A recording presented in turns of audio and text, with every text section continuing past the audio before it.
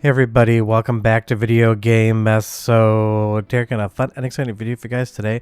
We're going to be talking about a brand new mod for the Legend of Zelda Ocarina of Time for the 3DS and for emulation. This one definitely targets emulation a lot more just based upon how it's set up. It is the most simple of modifications on paper, but in execution and practice it makes an absolutely outstanding difference in the overall playability of the Legend of Zelda Ocarina of Time on the 3DS. That is because this is a single screen modification made by a developer going by the name M1. Thankfully a very easy to pronounce developer this week, and it takes all of the functions of the secondary screen on the 3DS and moves them up either on screen or with controller prompts, so you can play this as a single screen experience.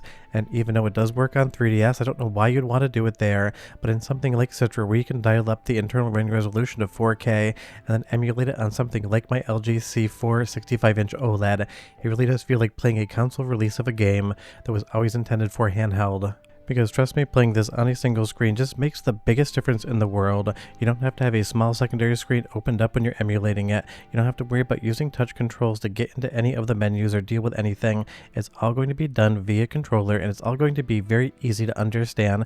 And once you know what you can do and can't do, it'll be an absolute breeze. Before we get much further involved though, do me a huge favor down below, hit like and subscribe and ring that notification bell, definitely helps us out. And if you feel so inclined and want to support the channel, I got a Patreon link down below as well. But speaking of link, pun intended, if you hit the start button, you can go into the menu on the big screen, you can save your game, you can go to the map screen, your item screen, and make any other changes you want without ever having to interact with a second screen. So for couch gaming, all you need to do is hit start and then everything is at your fingertips. You don't have to worry about having any secondary input whatsoever, which really kind of makes it feel like a full consoleized experience. And if you pair it with one of the 4K texture mods out there, I kept it stock for this video just because I've been talking about Zelda texture mods a lot lately, so I figured I'd go with the original. You can basically make this feel more like a Wii U game than you could a 3DS game. Now taking a look at the dev page here over on Game Banana, you're going to see that as I actually captured this, it got updated 10 minutes ago. This is basically new, came out a few days ago, but now there's an even bigger and more impressive update, which I'll show you guys in a little bit. But it's very easy to understand how it works, and there is a comprehensive menu here for the normal controls as well as some of the button combinations and how you can use every single thing within Ocarina of Time 3D. So this basically makes it so you never have to have an input on a second screen.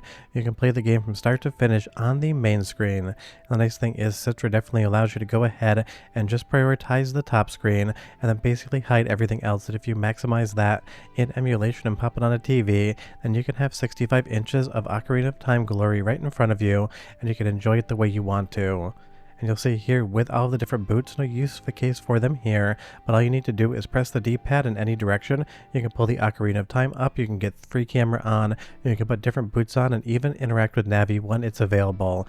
All of that without ever having to take your hand off the controller and look for a second screen via emulation and go ahead and tap with a mouse or however you have that input set up. And it really makes you think what other games could be set up for a pure single screen experience. And even though I didn't look it up, maybe it's out there.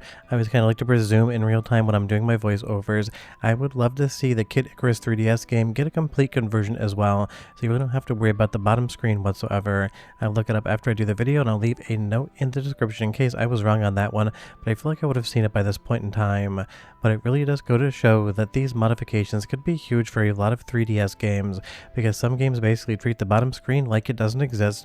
Other games incorporate the entire thing into the gameplay loop, basically making it essential. If you're ever wondering why I'm facing the camera in some of the captures like that and pausing, it is for screenshots. Somebody asked me why I turn around sometimes and pause, and that's just because I'm trying to get a frame that'll then work for my thumbnail when I actually upload these to YouTube. But you leave me a comment down below and you tell me, of all the 3DS games out there that really do utilize a second screen that could be converted over into a single screen experience, which one would you pick? And the best part is when you go from a transformation like Adult Link to Child Link, the D-pad and what is available will change based upon what that character would have in the game. Let's do a soundtrack sample just because the music is incredible and I love it, and I'll be right back with a lot more of this mod.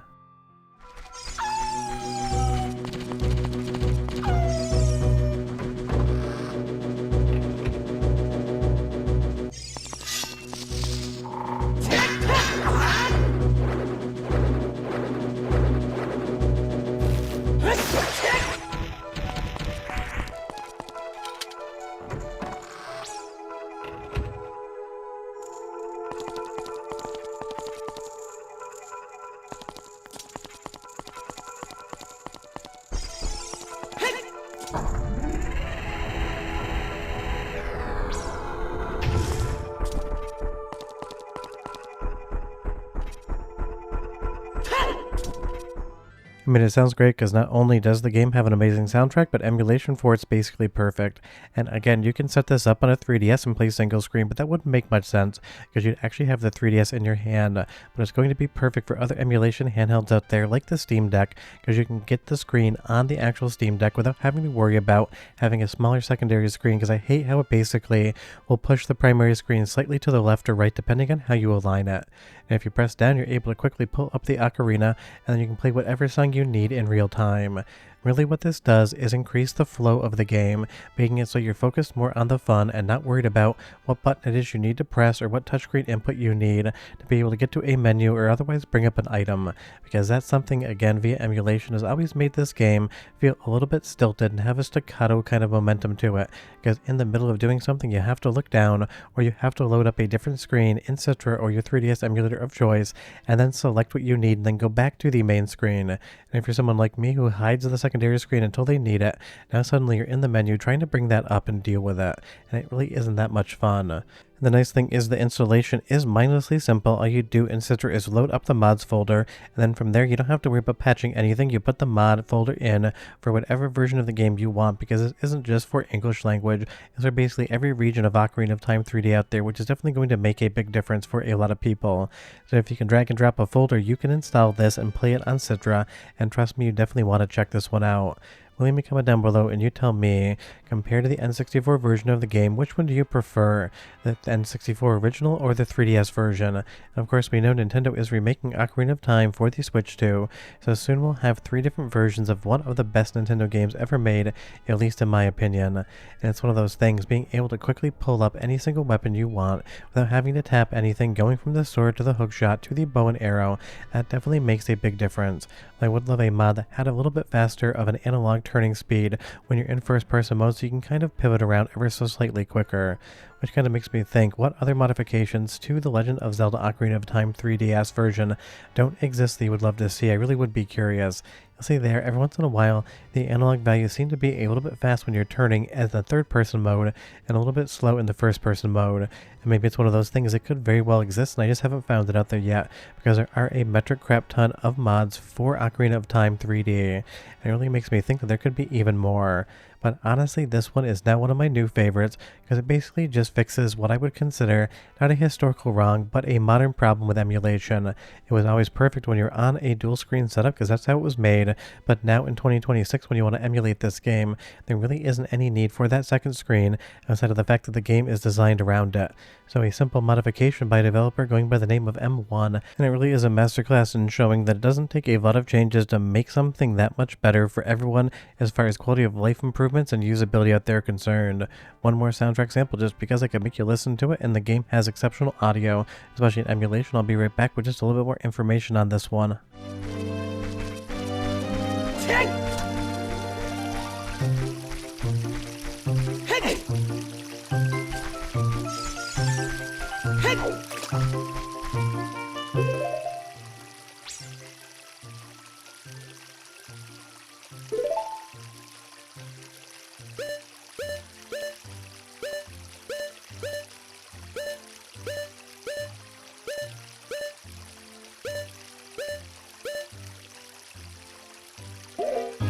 So yeah, M1 did an amazing job trying to figure out exactly the best way to take Ocarina of Time 3D and turn it into a single screen experience.